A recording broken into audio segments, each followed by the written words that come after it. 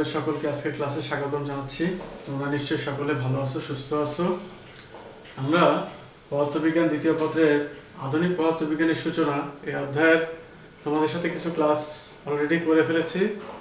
মাঝখানে তোমাদের পরীক্ষা থাকায় আমরা অনেকটা সময় ক্লাস করতে পারি নাই। আমাদেরকে যেহেতু সামনে অর্ধবার্ষিক পরীক্ষার একটা রুটিন আসবে, সে আলোকে যতটুকু পারা যায় আমরা চেষ্টা করতেছি যে তোমাদেরকে সেই অংশটুকু দেখিয়ে দেওয়ার জন্য। তোমরা বাসায় নিয়মিত অনুশীলন করলে আশা করতেছি যে তোমরা ভালো করতে পারবা। আর যেহেতু আমাদের একটা পরীক্ষা বসতে হচ্ছে অন্যান্য সময়ের মতো, আমাদের সময়টা এখন একটু খারাপ যাচ্ছে, যে কারণে আমাদের রেগুলার পড়াশোনাটা কলেজে হওয়ার কথা ছিল সেটা হচ্ছে না। তোমরা অনেক কষ্ট করে ক্লাস করতেছো, আমরা এটা বুঝতে পারতেছি। তারপরেও পড়াশোনার মধ্যে না থাকলে আমরা আমাদের সিলেবাসটা শেষ করতে পারবো না। আর আমাদের সামনে কি অপেক্ষা করতেছে আমরা কেউ জানি না, সে আলোকে আমাদের সবসময়ের জন্যই প্রস্তুতি নিয়ে থাকতে হবে। আমরা আজকে যে বিষয়গুলো নিয়ে আলোচনা করব তোমরা সুন্দর করে খাতায় আগে লিখে ফেলো। আজকের আলোচনার বিষয়বস্তু হচ্ছে আইনস্টাইনের ভর শক্তি সম্পর্ক। তোমরা এই বিষয়টা অনেক ছোটবেলা থেকেই অনেক গল্পে দেখা যাচ্ছে মধ্যে তোমরা এই বিষয়টা অলরেডি জেনে ফেলেছো, কিন্তু সেটা কিভাবে আসতেছে এখন পর্যন্ত জানো না। আজকের ক্লাসের পরে নিশ্চয়ই সেটা তোমরা ক্লিয়ার হয়ে যাবা। এরপরে দৈর্ঘ্য, ভর ও সময়ের আপেক্ষিকতা, অর্থাৎ আমরা দৈর্ঘ্য, গতিশীল দৈর্ঘ্য ছোট হয়ে যায়, গতিশীল অবস্থায় সময়টা বৃদ্ধি পায়, আর গতিশীল অবস্থায় ভরটা বেড়ে যায়। এই বিষয়টা নিয়ে আমি তোমাদেরকে কিছুটা আইডিয়া দেওয়ার চেষ্টা করেছি। এগুলোর আলোকে আমাদের থিওরিটিক্যাল প্রুফ খুব কম আসে। শুধুমাত্র দৈর্ঘ্যের ক্ষেত্রে আর সময়ের ক্ষেত্রে এই প্রমাণটা তোমরা একটু দেখে রাখো, কখনো কখনো পরীক্ষায় এসে যেতেও পারে। ভরের ক্ষেত্রে বিষয়টা আমরা কলেজে ক্লাস খুললে আশা করতেছি ফার্স্ট ইয়ারে না হোক সেকেন্ড ইয়ারে যে সেটা তোমাদেরকে দেখানোর চেষ্টা করব। বিষয়টা একটু বোঝার জন্য অনেকটা সময় লাগবে, সেই জন্য আমরা ক্লাসে এটাকে ইনক্লুড করতেছি না, কিন্তু এর সূত্রটা কোন অংশকে কি বলে সেটা দেখিয়ে তার কিছু গাণিতিক সমস্যার সমাধান করব আমরা। সেজন্য লিখতেছি দৈর্ঘ্য, ভর ও সময়ের আপেক্ষিকতার গাণিতিক সমস্যা। 3 নম্বর পয়েন্টে আমরা রাখতেছি যে এক্স রে উৎপাদন কৌশল, ধর্ম ও ব্যবহার। এটাও আমরা ক্লাস 9-10 কিছুটা জেনে আসছি। ফলে ছোটখাটো কিছু অবজেক্টিভ টাইপ কোশ্চিন বা দেখা যাচ্ছে 1-2 মার্কের প্রশ্ন এখান থেকে যদি করা যায় তাহলে সেই অর্থে তোমরা এই অংশটুকু দেখে রাখো। তোমাদেরকে আজকে পর্যন্ত যতটুকু দেখানো হবে টপিকসের আলোকে, প্রিভিয়াস ক্লাস প্লাস আজকের ক্লাস, তোমরা এতটুকুর মধ্যেই থাকবা। যদি আমরা আরও ক্লাস পাই তাহলে সেক্ষেত্রে হয়তো আমরা তোমাদেরকে আরেকটু এগিয়ে নিয়ে যাওয়ার চেষ্টা করব। যদি না পাই তাহলে আমাদের সিলেবাসে এতটুকুর মধ্যে থেকে আমরা সৃজনশীল প্রশ্নের কোশ্চিন করা হবে এবং তোমরা সেই আলোকে আনসার করতে পারবে আশা করতেছি। তাহলে আজকে আমরা শুরু করব আইনস্টাইনের ভর শক্তি সম্পর্ক। এইটা আইনস্টাইনের ভর শক্তি সম্পর্ক আমরা দেখাচ্ছি, তোমরা খাতা কলম নিয়ে সুন্দর করে তুলো। আইনস্টাইনের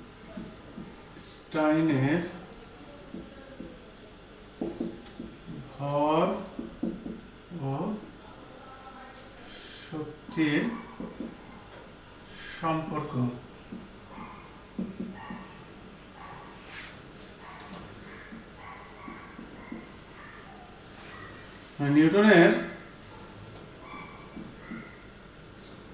নিউটনের সূত্র মতে বল F, এটাকে আমরা প্রকাশ করি F সমান ভর ইন্টু ত্বরণ, অর্থাৎ ভর ইন্টু ত্বরণ। সেটাকে যদি আমরা ক্যালকুলাসের ফর্মে যদি লিখতে চাই তাহলে সেক্ষেত্রে m ত্বরণকে dv বাই dt এই ফর্মেটে লিখতে পারি, অর্থাৎ বেগের পরিবর্তনের হারকে আমরা ত্বরণ বলতেছি। যেহেতু নিউটনের সূত্র মতে বস্তুর ভর পরিবর্তনশীল চলক না, সে অর্থে আমরা এটা ধ্রুবক বিবেচনা করলে এটাকে d by dt m into v এটাও লেখা যায়। যেহেতু আমরা নর্মালি জানি যে কোনো একটা ক্যালকুলাসের ফর্মে যদি ডি বাই ডিএক্স সেক্ষেত্রে c x to the power n থাকে, তাহলে সম্পর্কটাকে আমরা এভাবে লিখতে চাইলে লিখতে পারি। সেক্ষেত্রে ধ্রুবকটা বাইরে থাকে, d x to the power n by dt. Just এটাকেই আমরা এইভাবে লিখতেছি।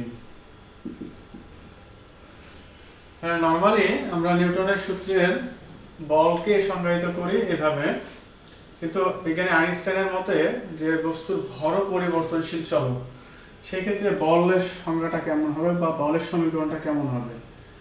আইনস্টাইনের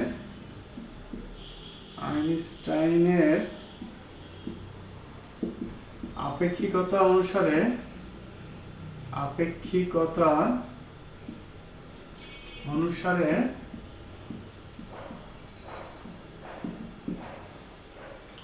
বস্তুর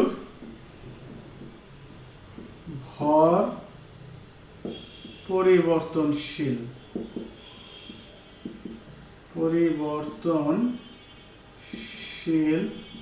হলে বল সমান আমরা লিখতে পারবো বল এফ। সেই ক্ষেত্রে যেহেতু দুইটাই পরিবর্তনশীল চলক, তাহলে এই 1 নং সমীকরণকে আমরা এইভাবে লিখতে পারি যে দুইটাই পরিবর্তনশীল বলে একটা ধ্রুবক একটা স্থির, d by dt into v plus v dm by dt. 1 নং সমীকরণের চেহারাটা তখন হবে এরকম। সেই অর্থে আমরা এই সূত্রটা এভাবে শিখে আসছিলাম ক্যালকুলাসের সূত্রতে, যে ইউ এবং ভি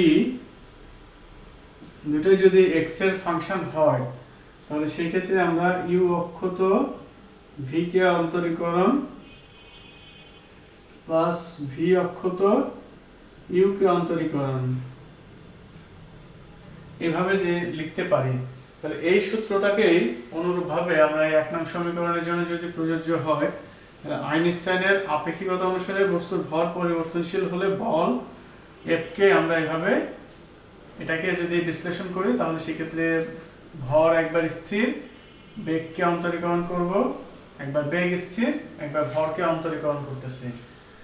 এখন আমরা বস্তুর উপর প্রযুক্ত বলের কারণে বস্তুটা গতিশীল হবে, অর্থাৎ গতিশক্তি লাভ করবে। সেই অর্থে প্রযুক্ত বলের কারণে আমি যতটুকু সরণ ঘটাবো, সেই ক্ষেত্রে সেই কাজটাই তার গতিশক্তিতে রূপান্তরিত হবে। আমরা সেক্ষেত্রে লিখতে চাইলে এভাবে লিখতে পারি যে বস্তুর উপরে কৃত কাজ বস্তুর গতিশক্তি পরিবর্তনের সমান। বস্তুর উপরে বল প্রয়োগে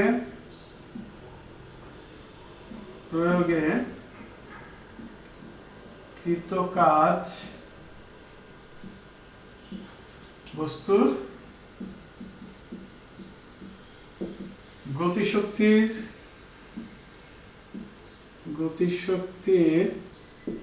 পরিবর্তনের সমান। তাহলে বস্তুর উপর বল প্রয়োগে যে কাজটা হবে, সেই কাজটা বস্তুর গতিশক্তি পরিবর্তনের সমান। সুতরাং আমরা এটা বলতে পারি যে গতিশক্তির পরিবর্তন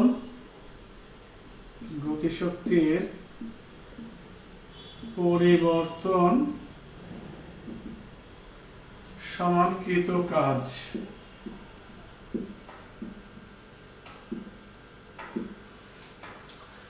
নরমালি এই গতিশক্তিকে আমরা ই কে বা কাইনেটিক এনার্জি বলতে পারি, আর পরিবর্তনকে ক্ষুদ্র পরিবর্তন হিসেবে ডি ইউজ করতেছি। ফলে ডি ই কে সমান কৃত কাজ প্রযুক্ত বল ইনটু সরণ ডি এক্স।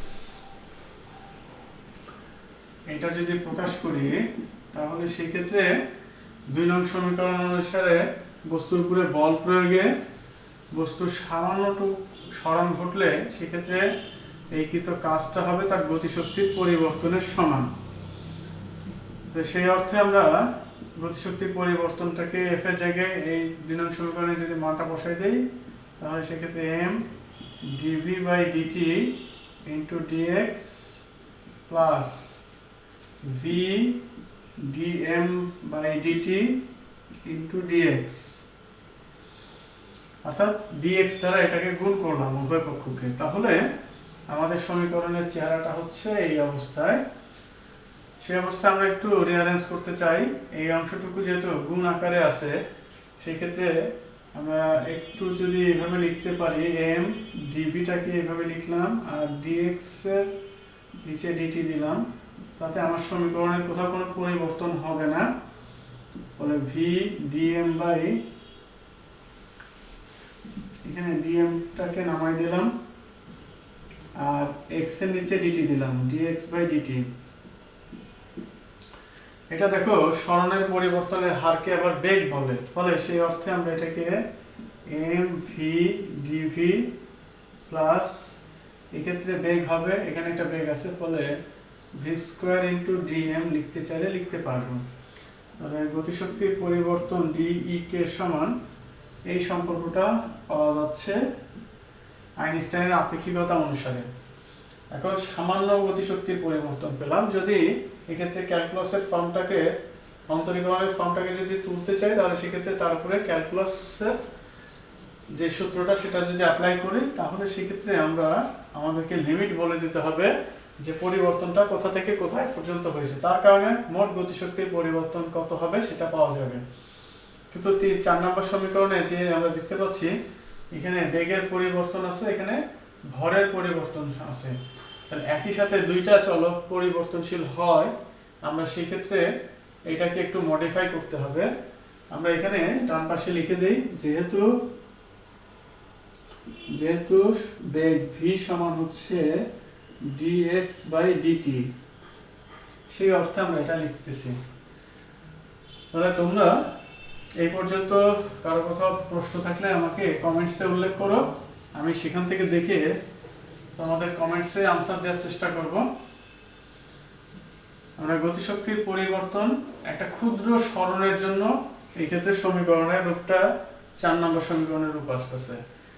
এখন আমরা চলে যাচ্ছি, এটাকে যেহেতু দুইটা পরিবর্তনশীল চলক, সেই দুইটা থেকে একটা পরিবর্তনশীল চলকে নিয়ে আসার জন্য আমরা ভর গতিশীল ও স্থির ভরের সম্পর্ক হতে পাই। সেক্ষেত্রে কি পাওয়া যায়, তোমার গতিশীল ভর m সমান হচ্ছে স্থির ভর divide by root over 1 minus v square ভাগ সি স্কোয়ার। এই সমীকরণটাকে আমরা একটু মডিফাই করতে চাচ্ছি। সেক্ষেত্রে উভয় পক্ষকে বর্গ করে লিখলে হবে m স্কোয়ার, এটা হবে m নট স্কোয়ার, এটা হবে একসাথে লিখে দিই সি স্কোয়ার, এটা হবে c square minus v square. অর্থাৎ উভয় পক্ষকে তুমি বর্গ করো, তারপরে এখানে রুট চলে যাবে, নিচে সি স্কোয়ার আছে, লসাগু করো, তাহলে c square minus v square হবে, আর নিচে সি স্কোয়ারটাকে উপরে পার করে দিছি, জাস্ট কিছুই করি নাই। এই ক্ষেত্রে উভয় পক্ষকে বর্গ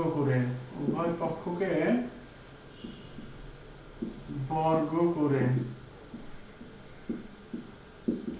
মানে এই সম্পর্কটা এবার আরেকটু রিঅ্যারেঞ্জ করলে, 4 নম্বর সমীকরণটা মাথায় রাখো। 4 নম্বর সমীকরণটাতে আমরা এই ডান পাশের এইটুকুর পরিবর্তে কি লেখা যায় সেটা বের করতেই এখান থেকে শুরু করতেছি। তাহলে এই জায়গায় তোমরা চাইলে লেখো আবার, অর্থাৎ এটা একটা নতুন সেন্টেন্স শুরু হচ্ছে। এইখানে যদি আমরা এইভাবে লিখতে চাই, তাহলে সেক্ষেত্রে m square c square minus m square v square সমান হবে m nought square c square. এখন আমরা এটাকে অন্তরীকরণ করব। তাহলে উভয় পক্ষকে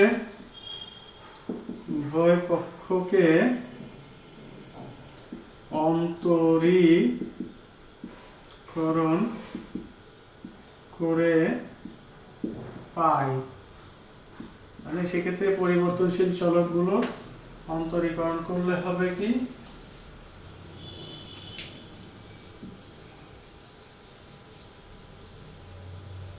আমাদের এই ক্ষেত্রে ভর পরিবর্তনশীল চলক, কিন্তু সি ধ্রুবক, আলোর বেগ ধ্রুবক। এই জায়গায় ভর এবং বেগ দুটাই পরিবর্তনশীল চলক। এই জায়গায় এই দুই পাশটাই স্থির ভর, এটা ধ্রুবক, আর আলোর বেগ ধ্রুবক, ফলে এই পাশে অন্তরীকরণ করলে 0 হয়ে যাবে। ফলে আমরা অন্তরীকরণ করতেছি ডি অপারেটর, কার সাপেক্ষে সেটা বলি নাই, ফলে এটা d m square c square minus m square v square, এই জায়গায় ডি অপারেটর দিয়ে m nought square c square লিখব। এই জায়গায় অন্তরীকরণ এটা এবং এটাকে যদি আলাদা আলাদা ভাবে অন্তরীকরণ করতে চাই তাহলে সিটা ধ্রুবক, ফলে এটা হবে 2m C square into DM. এই ক্ষেত্রে এটা হবে দুইটাই পরিবর্তনশীল রাশি, ফলে ইউভি এর সূত্র অ্যাপ্লাই করতে হবে। তাহলে একবার আমরা যদি এমটাকে স্থির রাখি সেক্ষেত্রে এম স্কোয়ার ভিটাকে অন্তরীকরণ করলে হবে 2v ইন্টু ডিভি। একবার ভি স্কোয়ারকে যদি ফিক্সড রাখো তাহলে ভি স্কোয়ার থাকলো, এম স্কোয়ারকে অন্তরীকরণ করলে হবে 2m ইন্টু ডিএম। এই পাশে ধ্রুবক, ধ্রুবকের অন্তরীকরণ আমরা জানি 0, ফলে এটাকে আমরা 0 লিখলাম। উভয় পক্ষকে যদি 2m দ্বারা ভাগ করে দেই তাহলে সেক্ষেত্রে এটা হবে c square DM minus 2m দ্বারা ভাগ করতেছে, ফলে এখানে 2 আর m চলে যাবে, একটা m থাকবে, এম ভি ডিভি। এই জায়গায় 2m চলে যাবে, ফলে এটা হবে ভি স্কোয়ার ইন্টু ডিএম সমান 0। এখানে সাইড নোটে লিখে দাও, উভয় পক্ষকে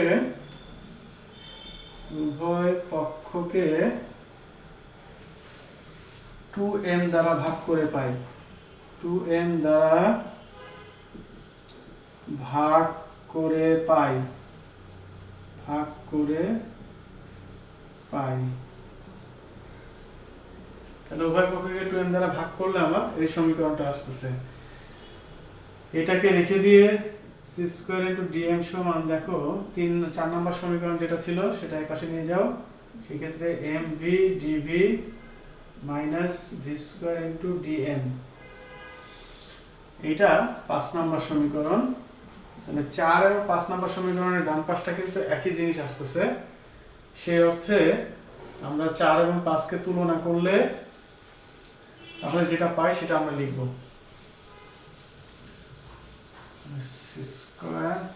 আমরা গতিশক্তির পরিবর্তনের যে সম্পর্কটা পাইছি সেই সম্পর্কটাতে চলে যাচ্ছি, যে 4 ও 5 নং সমীকরণ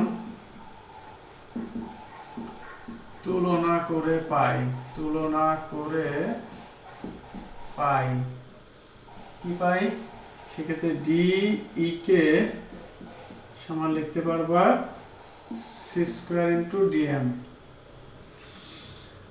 যেহেতু m v dv minus v square dm এইটুকু সমান হচ্ছে আমার সি স্কোয়ার ইন্টু ডিএম, এটা আমরা লিখতে পারি। এখন শুধুমাত্র পরিবর্তনশীল চলক হচ্ছে ভর। এখন আমরা যদি এটার উপরে সমাকলন করি তাহলে সেক্ষেত্রে আমরা ভর কোথা থেকে কোথায় তার লিমিট দিব, গতিশক্তি কোথা থেকে কোথায় নিয়ে যাওয়া হচ্ছে বস্তুটা, তারপরে কাজ করার ফলে সেক্ষেত্রে মোট গতিশক্তির পরিবর্তনটা আমরা পেয়ে যাব। তাহলে ভর এম সমান হচ্ছে এম নট হতে এম সমান এম নট বা এম সমান এম, এই সীমার মধ্যে সমাকলন করে পাই। তাহলে সেক্ষেত্রে সমাকলনটার জন্য আমরা শুরুতে যখন এম সমান এম নট ছিল তখন গতিশক্তিকে আমরা 0 বিবেচনা করতে পারি, আর যখন এম সমান এম নট তখন সেক্ষেত্রে ফাইনাল গতিশক্তি হবে। তাহলে সেই অর্থে আমাদের সমীকরণে ইন্টিগ্রেশন চিহ্ন দাও, গতিশক্তির ক্ষেত্রে 0 থেকে ই কে হবে মোট গতিশক্তি, এটা ডি ই কে। এই জায়গায় আমরা ইন্টিগ্রেশনে c square into d m, m এর মান এম নট থেকে এন পর্যন্ত। তাহলে সমাকলন করলে এই অন্তরীকরণ অপারেটরটা চলে যাবে। ফলে এই ক্ষেত্রে আমার অন্তরীকরণের রুলস অনুযায়ী আমরা যেহেতু ইন্টিগ্রেশন অফ ডিএক্স এই ক্ষেত্রে সেক্ষেত্রে সমাকলন করলে এটা হয় এক্স, তাহলে সেই ক্ষেত্রে এটা হবে ই কে। আর এর উপরে লিমিট এখনো বসায়নি, লিমিটটা বসাবো 0 থেকে ই কে। এই জায়গায় ধ্রুবক সি স্কোয়ার, এটাকে বের করে দাও। আর ডিএম এর উপর অন্তরীকরণ করলে সমাকলন করলে সেটা শুধু এম হবে। এর লিমিটটা বসাবো আমরা এম নট থেকে এম পর্যন্ত। তোমাদের স্ক্রিনটাকে তোমরা যদি টাচ করে বড় করে নাও তাহলে সেক্ষেত্রে দেখতে সুবিধা হবে। আমাদের জায়গা স্বল্পতার কারণে অনেক ছোট করে লিখতে হচ্ছে, সেই ক্ষেত্রে এটা এম নট থেকে এটা এন, এই লিমিটটা আমরা বসাচ্ছি।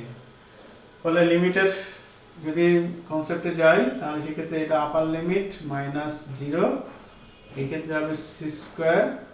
এম এর জায়গায় প্রথমে আপার লিমিট বসবে m minus lower limit m not.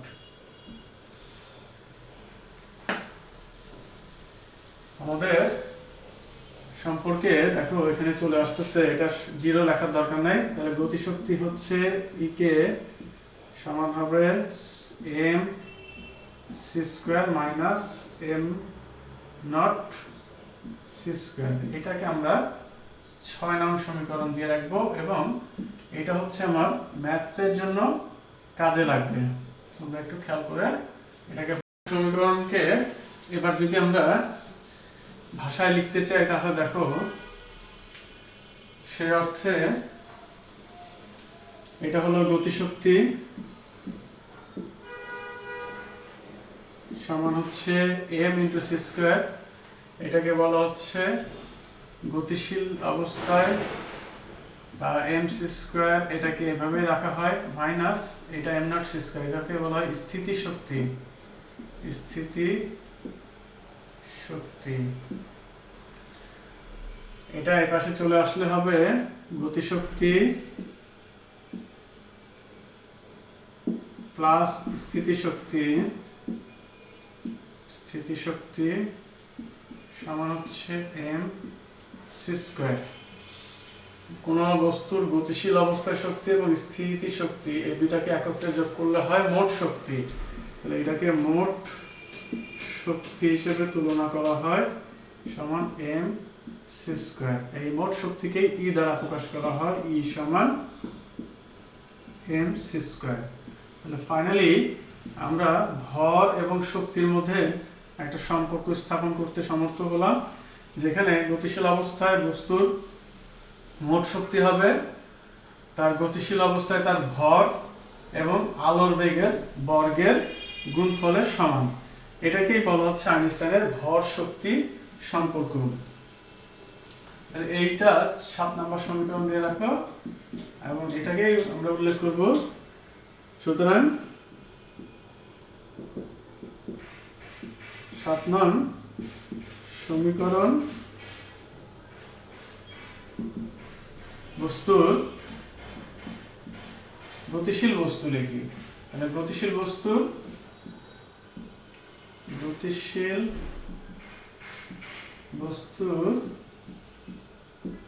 ভর ও শক্তির সম্পর্ক নির্দেশ করে।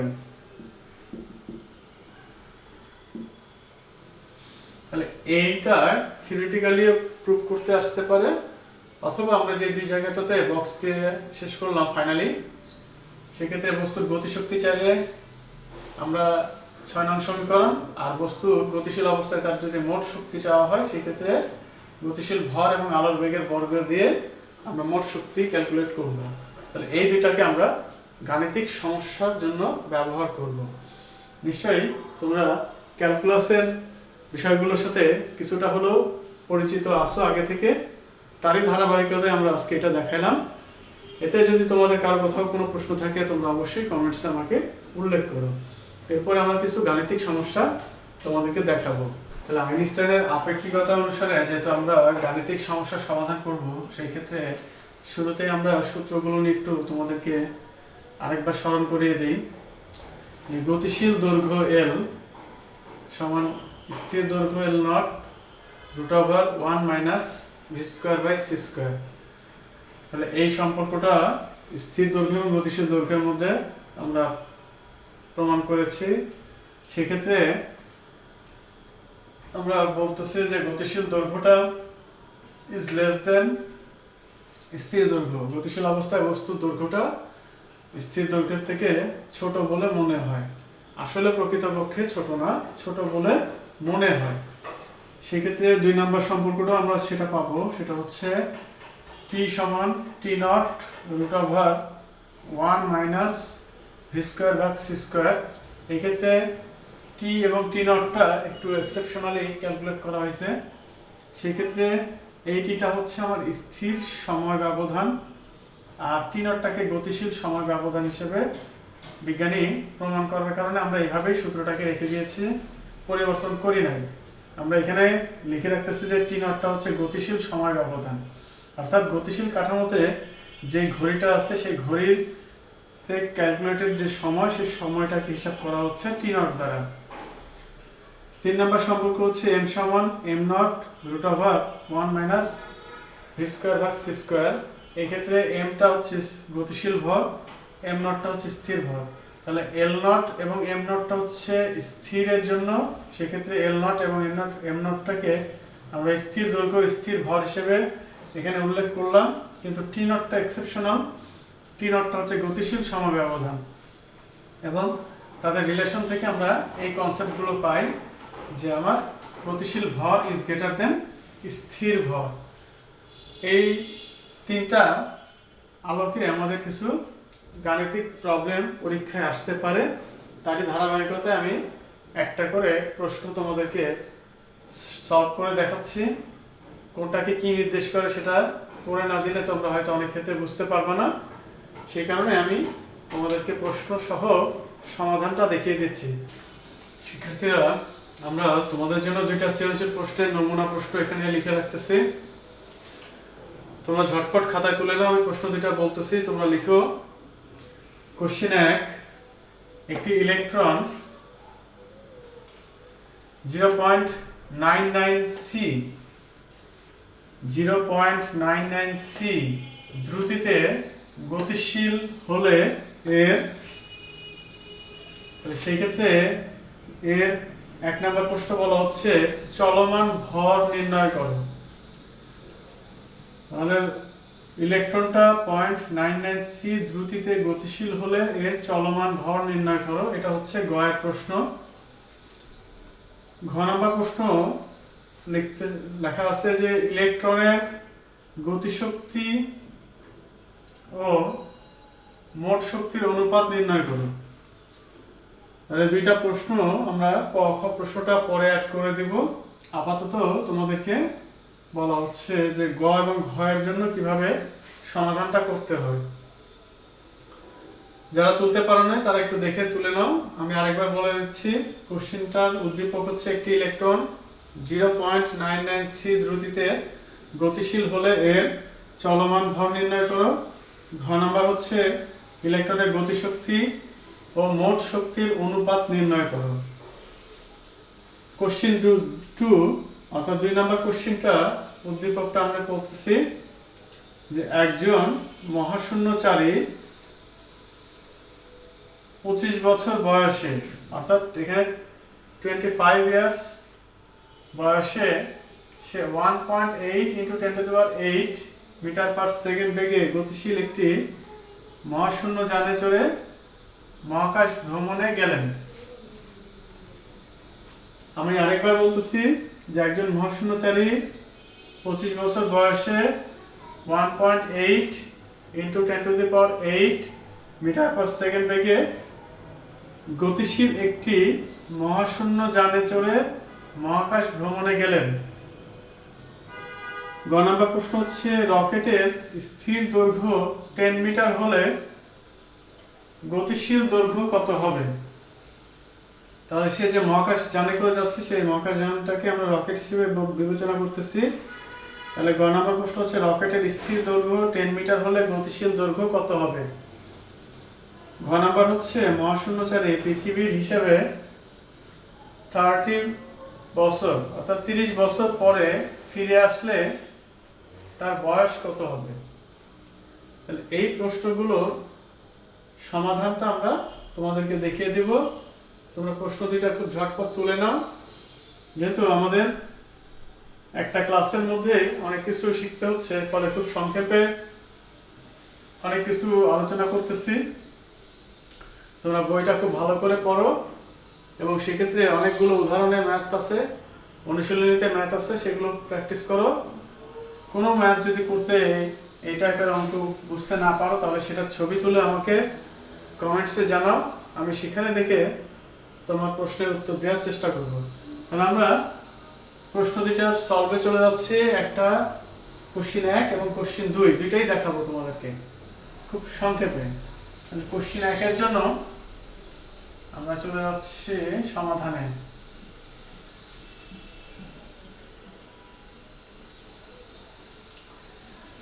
তাহলে কোশ্চিন 1 সমাধান, কোশ্চিন 1 সমাধান দেখাচ্ছি, সমাধান। সেক্ষেত্রে গ নম্বরের সমাধানের জন্য দেওয়া আছে পার্ট কি কি? দেওয়া আছে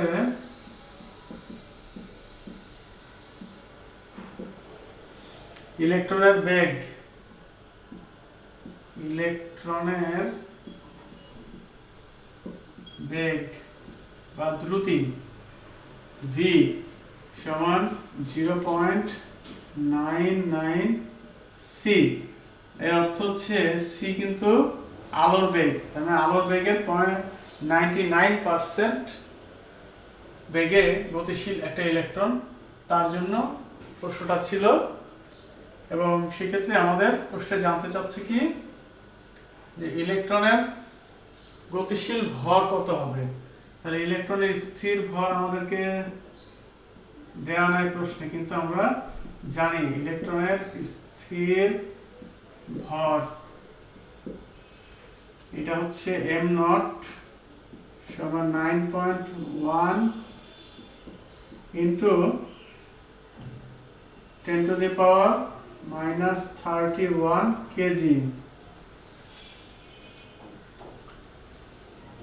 আমরা পরের অংশটা মুছে দিচ্ছি।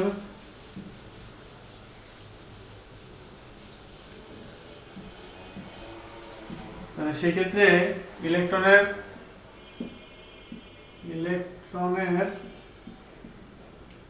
গতিশীল ভর, গতিশীল ভর এটা হচ্ছে m সমান ওয়াট।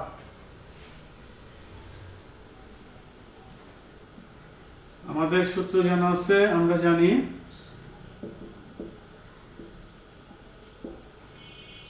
গতিশীল ভর m সমান m0 √1 - v²/c²। সেই অর্থে আমাদের কাছে সবগুলো তথ্যই ডান পাশের রাশিগুলো জানা আছে, আমরা সহজে ক্যালকুলেশন করতে পারবো। তারপর তোমাদেরকে আমি দেখিয়ে দেই। প্রথমটা m0টা হচ্ছে 9.1 ইন্টু 10⁻⁻31 রুটের ভেতরে 1 মাইনাস v এর জায়গায় 0.99 c আছে, আর এখানে c আছে, আর গোটাটার উপরে একসাথে স্কোয়ার দিলে এভাবে লিখতে পারবা। অর্থাৎ AC এবং AC কেটে যাবে এবং ক্যালকুলেশনে 9.1 ইন্টু 10⁻⁻31 রুটের ভেতরে 1 মাইনাস 0.99 এটার উপরে স্কোয়ার, এই স্কোয়ারের রুট কিন্তু কাটবে না। তাহলে এই ক্ষেত্রে তোমাদেরকে মাথায় রাখতে হবে এই আলোর বেগ কেটে গেছে, কিন্তু তুমি যদি চাও এক্ষেত্রে আলোর বেগ দিয়ে গুণ করে বেগটা বের করে নিতে পারবা। এবং এখানে আলোর বেগটা বসাই দিয়ে ক্যালকুলেট ভাগ করে আবার স্কোয়ার করলে যা হবে সেটা একই জিনিসই হবে।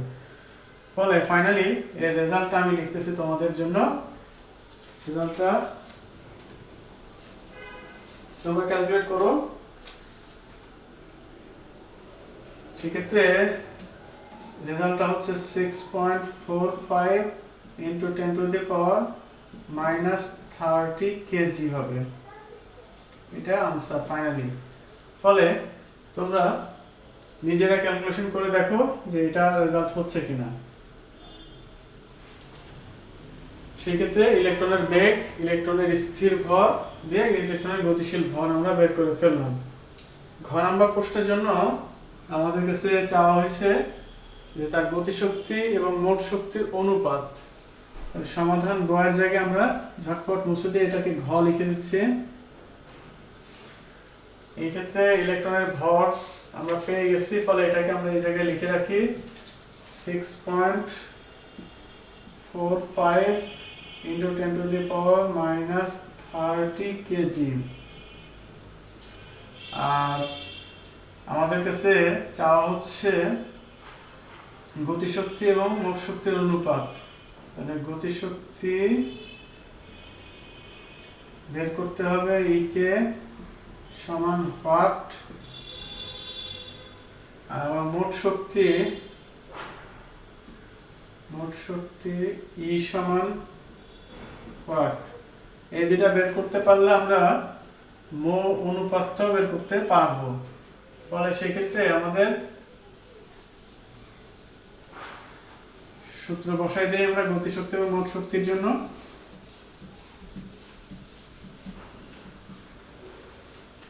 আমরা জানি গতিশক্তি ক্যালকুলেট করতে গতিশক্তি ই কে সমান, এখানে সি স্কোয়ারটাকে যদি কমন নাও সেক্ষেত্রে এম মাইনাস এম নট লিখতে পারবা। এই অর্থে তোমাদের সি এর বেগ 3 ইন্টু 10⁸, এটার উপর স্কোয়ার বসাবা। আর ভরগুলো দুইটা পাওয়া গেছে, একটা হচ্ছে স্থির ভর, একটা গতিশীল ভর। 6.45 ইন্টু 10⁻⁻30, এরপরে বিয়োগ 9.1 ইন্টু 10⁻⁻31। তাহলে এই দুইটা বিয়োগ করে এটার সাথে গুণ করলে তুমি গতিশক্তি পেয়ে যাবে।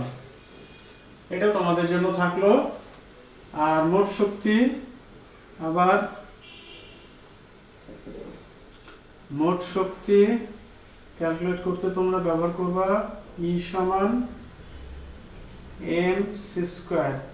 সেক্ষেত্রে এম এর মানটা আমরা গতিশীল ভর 6.45 ইন্টু 10⁻30 মাইনাস অবশ্যই সেক্ষেত্রে আলোর বেগ 3 ইন্টু 10⁸, এটার উপর স্কোয়ার করে নাও, তাহলে মোট শক্তি পেয়ে যাবে। এরপরে অনুপাত বের করতে বলা হচ্ছে। সেক্ষেত্রে অতএব গতিশক্তি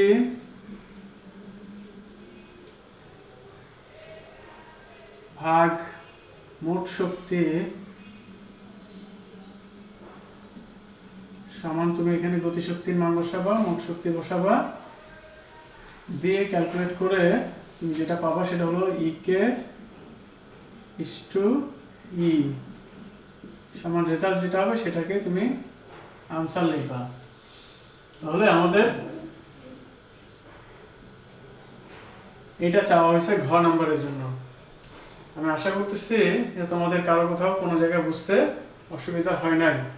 আমরা 2 নাম্বার সৃজনশীল প্রশ্নটা ঝটপট করব। তোমরা প্রশ্নটা যতটুকু বাকি আছে ঝটপট করে ফেলো আর ক্যালকুলেশনটা নিজে করো। কোশ্চেন 2 এর সমাধানের জন্য দেওয়া আছে পাঠটুকু। গ এর জন্য লিখতেছি, দেওয়া আছে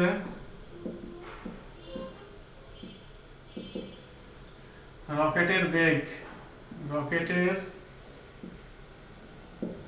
বেগ v 1.8 into 10⁸ metre per second. রকেটের স্থির দৈর্ঘ্য, রকেটের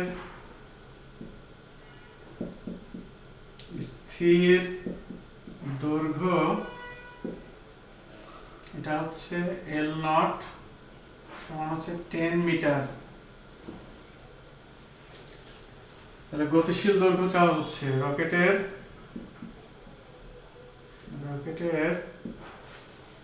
গতিশীল দৈর্ঘ্য L সমান হোয়াট? আমরা জানি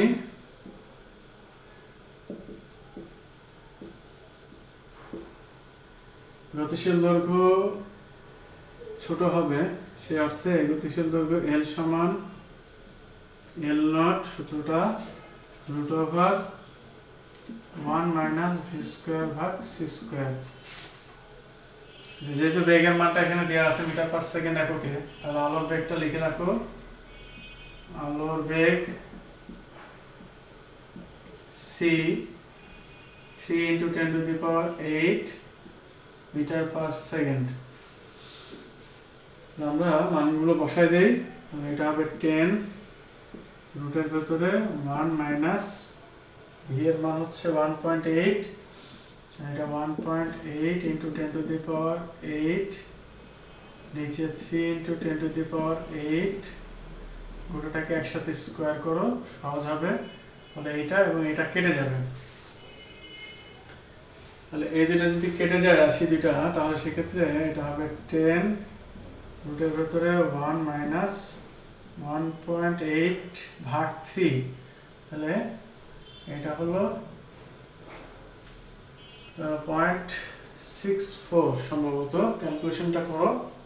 1.8 ভাগ 3, 1.8 ভাগ 3 করলে হচ্ছে, ক্যালকুলেশন করে শেষ পর্যন্ত এটা 0.8 আসবে। 1.8 নিচে 3, তারপরে স্কোয়ার করে বিয়োগ করলে এইটুকু হচ্ছে 0.8 হয়। তাহলে 10 × 0.8, তাহলে এটা হবে 8। তাহলে ফাইনালি গতিশীল দৈর্ঘ্য L সমান 8 মিটার। এটা হবে অ্যান্সার।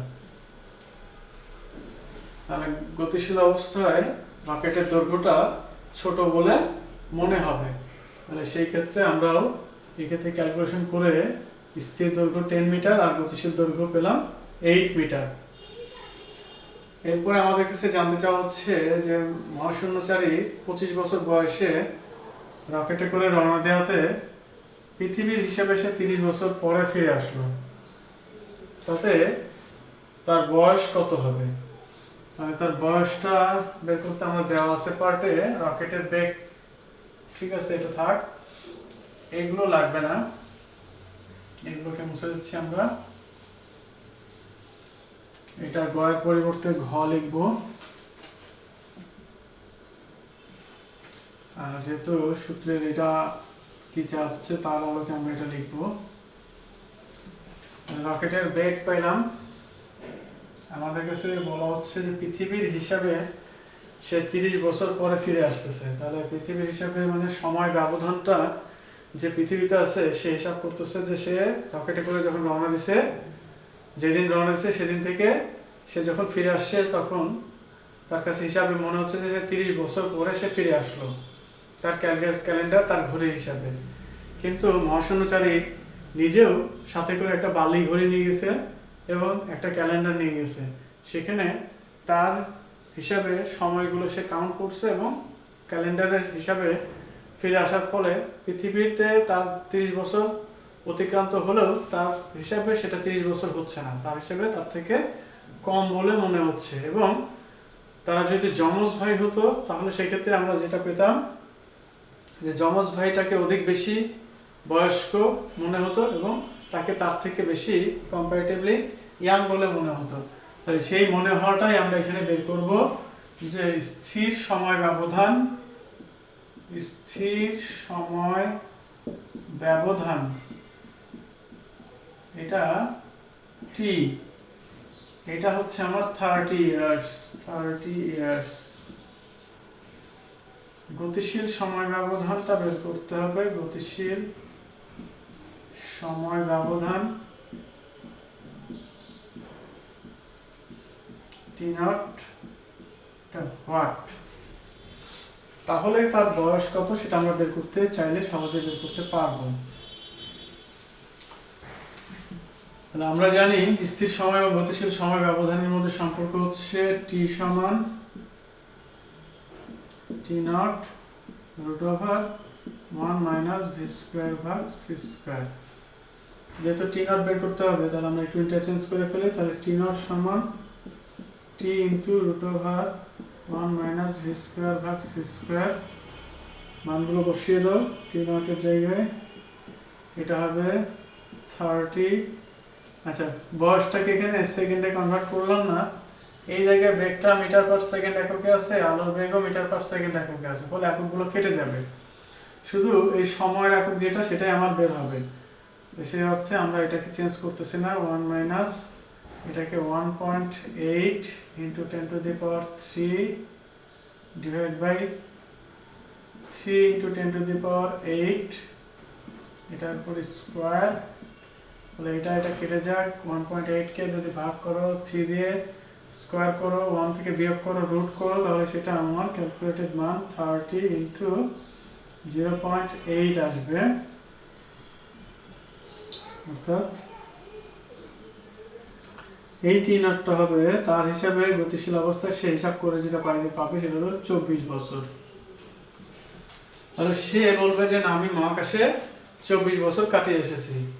তাহলে আমি যখন রওনা দিছি তখন আমার বয়স ছিল 25 বছর, তাহলে এখন আমার বয়স কত? অর্থাৎ সেই মহাশূন্যচারীর বয়সটা আমরা ক্যালকুলেট করতেছি। সুতরাং মহাশূন্যচারীর বয়স হবে 25 এজে সে রওনা দিছে, ফলে এটা স্টার্টিং বয়স, এটা ঠিক আছে। আর সে 24 ইয়ার্স মহাকাশে ছিল তার হিসেবে, সেক্ষেত্রে তাকে 49 বছর বয়সের একজন মানুষ বলে মনে হবে। এটাই আমাদের কাছে জানতে চাওয়া হচ্ছে। কিন্তু পৃথিবীতে তার যদি টুইন অর্থাৎ যমজ ভাই থাকতো তাহলে সেক্ষেত্রে তার কিন্তু বয়স তখন আমার কাছে মনে হতো কত, সে 25 বছর বয়সে রওনা দিচ্ছে, মানে তাকে 25 বছর বয়সে রেখে দেওয়া হচ্ছে। পৃথিবীর হিসাবে 30 বছর পরে তার ভাই ফিরে আসছে, মানে তার বয়স হবে 25 আর 30 55 বছর, অর্থাৎ 6 বছরের ডিফারেন্স এখানে তৈরি হয়ে যাবে। আমাদের কাছে কল্পনা হলেও বা কাল্পনিক বিষয়টা হলেও আসলে বাস্তবতা এটাই হবে যে সময়টাও আমার গতিশীল কাঠামোতে ধীরে যাবে, সেই অর্থে তার বয়সটা কম বলে মনে হবে। প্রিয় শিক্ষার্থীরা, আমরা 9-10-এ এক্স এর উৎপাদন কৌশল নিয়ে কিছুটা পড়াশোনা করে এসেছি। এক্ষেত্রে আরো কিছু বিষয় আলোচনায় নিয়ে আসতে হতো, শুধু এক্স রে নিয়ে যদি আমি কথা বলি তাহলে সেক্ষেত্রে একটা ক্লাস সম্পূর্ণটাই দরকার। কিন্তু ইম্পর্টেন্সের দিক থেকে অত বেশি ইম্পর্টেন্স না থাকায় খুব সংক্ষেপে আমি আলোচনা করতেছি, তোমরা একটু দেখে নাও। এক্ষেত্রে একটা ভ্যাকুয়াম চেম্বার যার মধ্যে আমরা একটা টার্গেট ম্যাটেরিয়াল রাখতেছি, একটা ফিলামেন্টের কুণ্ডলী রাখা হচ্ছে। সেক্ষেত্রে এই জায়গায় একটা ব্যাটারির সংযোগ দেওয়া আছে, তার ব্যাটারির এটা প্লাস এটা মাইনাস। সেক্ষেত্রে এর ভেতর দিয়ে যখন যাবে ইলেকট্রন তখন এটা উত্তপ্ত হবে, উত্তপ্ত হলে এর ভেতরে থাকা ইলেকট্রনগুলো কি হবে, মুক্ত হবে। সেক্ষেত্রে সেখান থেকে শক্তি শোষণ করে তারা মুক্ত অবস্থায় বিরাজ করবে। গ্যাস চেম্বারকে যদি আমরা নিম্ন তাপমাত্রা এবং উচ্চ চাপে রাখতে পারি গ্যাসগুলোকে, তখন সেক্ষেত্রে গ্যাসগুলো আয়নাইজড অবস্থায় থাকে, তার ভেতর দিয়ে তখন ইলেকট্রন সহজেই চলাচল করতে পারে। সেই অর্থে এর টার্গেট ম্যাটেরিয়ালটার বাইরে দেখো একটা উচ্চ ভোল্টেজ পজিটিভ প্রান্ত লাগানো আছে, এই প্রান্তে নেগেটিভ লাগানো আছে, ফলে ইলেকট্রনগুলো পজিটিভ টার্মিনালের আকর্ষণে খুব দ্রুত ছুটে আসবে এবং টার্গেটকে আঘাত করবে এবং তার ভেতরে থাকা ইলেকট্রনকে সে সরিয়ে দিবে এবং ফলশ্রুতিতে সেখান থেকে এক্স রে উৎপন্ন হবে। এখন এর ভেতরে কি ঘটনা ঘটতেছে সেটা বোঝার জন্য আমরা এখানে আরেকটা চিত্র এঁকে রাখতেছি, যে আমার যে ছুটে আসা ইলেকট্রন হচ্ছে সেটা এসে এই টার্গেট ম্যাটেরিয়ালের ভেতরে কোন একটা পরমাণুর ইলেকট্রনকে আঘাত করতেছে এবং সেটাকে সে বের করে দিল এই পথে, এবং সে নিজেও সেখান থেকে স্ক্যাটার্ড হয়ে বের হয়ে যাচ্ছে। ফলে নিম্ন কক্ষপথে ইলেকট্রনের শূন্যতা দেখা দিলে উচ্চ কক্ষপথ থেকে ইলেকট্রনগুলো জাম দিয়ে সেখানে নেমে আসবে। এই উচ্চ শক্তি স্তর থেকে যখন ইলেকট্রন নিম্ন শক্তি স্তরে নেমে আসবে তখন ইলেকট্রনের অতিরিক্ত শক্তি সে ত্যাগ করবে। এই অতিরিক্ত শক্তিটাই হচ্ছে বর্জিত শক্তি বা এক্স রে হিসেবে পাওয়া যাবে। তাহলে এইভাবে আমাদের মূলত এক্স রে উৎপাদন করা হয়। সেই ক্ষেত্রে এই ইলেকট্রনটার গতিশক্তির কারণেই এখান থেকে এক্স রে উৎপন্ন হচ্ছে। সেই কারণে আমরা বলতে পারি যে ইলেকট্রনের গতিশক্তি সমান এক্স রে শক্তি। তাহলে গতিশীল অবস্থা বা গতিশক্তি পাচ্ছে কিভাবে? আমার বাইরে যে ভোল্টেজ প্রয়োগ করতেছে সেই ভোল্টেজটা যত বেশি হবে তার কারণে ইলেকট্রন তত বেশি গতিশীল হবে। সেক্ষেত্রে ইলেকট্রনের চার্জ ইনটু ভোল্টেজের গুণফলটাই হবে এক্ষেত্রে গতিশক্তি। আর এক্স রেটা হচ্ছে তরঙ্গ, ফলে তরঙ্গের শক্তিটাকে ক্যালকুলেট করতে হয় তোমার এইচ প্লাঙ্কের ধ্রুবক ইনটু তরঙ্গের কম্পাঙ্ক এফ, অথবা কম্পাঙ্ককে যদি আমরা তরঙ্গ দৈর্ঘ্য দিয়ে প্রকাশ করি তাহলে সেক্ষেত্রে h c divide by lambda, অর্থাৎ সি হচ্ছে এখানে আলোর বেগ। ফলে ভি সমান এফ ল্যামডা, সেখান থেকে এফ এর পরিবর্তে সি ডিভাইড বাই ল্যামডা বসানো যাবে। এই ছোট একটা সূত্র দিয়ে আমার যে এক্স রেটা বের হবে তার তরঙ্গ দৈর্ঘ্য কত হবে, তার কম্পাঙ্ক কত হবে, সেক্ষেত্রে আমি বাইরে কত ভোল্টেজ প্রয়োগ করতেছি এইটার উপরে নির্ভর করে এক্স এর গুণাগুণ বা তার সম্পর্কে বৈশিষ্ট্য সম্পর্কে জানা যাবে। এক্স রে প্রকারভেদ আছে। এক্স রে দুই প্রকার, একটা হচ্ছে কঠিন আর একটা হচ্ছে কোমল। তোমরা বইতে এই অংশগুলো একটু রিডিং করে নাও, আশা করতেছি তোমাদের কোথাও বুঝতে অসুবিধা হবে না। আর এক্স রে ধর্ম এবং ব্যবহার এই বিষয়টাও তোমরা জানো, সেক্ষেত্রে সেই অংশটুকু তোমরা দেখে নিবা বাসায়। তোমরা সকলেই ভালো থাকো, সুস্থ থাকো। আল্লাহ হাফেজ।